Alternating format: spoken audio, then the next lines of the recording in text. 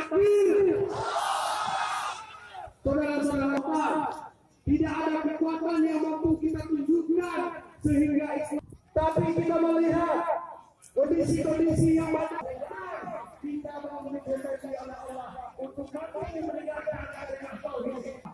Ini semua kekuatan besar yang sudah kita miliki.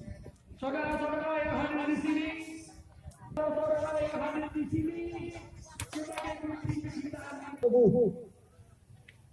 Namun saudara-saudaraku,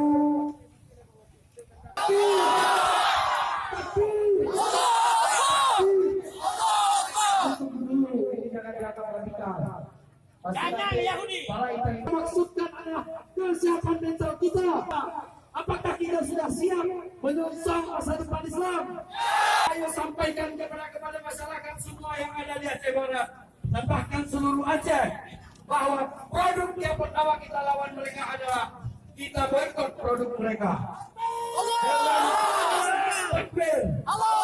Produk Israel tidak boleh lagi kita beli produk-produk Yahudi, produk-produk Amerika itu yang mereka adakan senjata setiap amunisi mereka dari hasil yang kita sumbangkan kepada mereka. Sesungguhnya Israel itu sama sekali tidak memiliki pendapatan, saudaraku. Mereka hanya bisa menjual produk. Mereka itu pecundang sesungguhnya. Mereka itu hanya bisa membawa fitnah ke sebagai penjuru dunia. Mereka itu hanya bisa memprovokasi umat Islam. Mereka hanya bisa melakukan domba semua umat Islam. Tapi sesungguhnya mereka adalah hamba, orang-orang yang terkutuk, orang-orang yang tidak sama sekali memiliki kemenangan di sisi Allah. Namun kenapa kita harus membela ini semua? Kenapa kita harus bersikeras? Kenapa kita harus fokus membela Islam? Bukan hingga wajib kita pertunjukkan kepada orang-orang kafir yang memerangi kita. Kita dianggap sebagai musuh negara.